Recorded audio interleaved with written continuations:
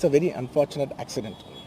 And also genuinely I'm a believer in, అంటే బయటే కాదు, generally me as a person ఇలాంటిది ఒకటి జరిగినప్పుడు ఏదో మీడియా కోసం ఇంకోళ్ళ కోసం నేను సుకుమార్ గారు చాలాసార్లు మాట్లాడుకున్నాం, డార్లింగ్ మనం ఏం చేయొచ్చు, నేను ఒక మంచి అమౌంట్, పెద్ద అమౌంట్, నువ్వు ఒక అమౌంట్, మైత్రి నుంచి ఒక అమౌంట్ తీసుకుని మనం ఒక ఫిక్స్డ్ డిపాజిట్ యూనో ఆ అబ్బాయికి ప్లాన్ చేద్దాం, ఊరికే మనం ఏదో చేతులు దుడిచేస్తున్నాం అలా కాకుండా, మిగతాలో కాకుండా మనం జెన్యున్గా ఏమైనా చేద్దాం డార్లింగ్, యూనో ఆ అబ్బాయికి ఏమైనా ఫిజియోథెరపిస్ట్ పెట్టిద్దాం, ఇలా చేద్దాం అలా చేద్దాం, ఎన్నో విషయాలు మాట్లాడుకున్నాం.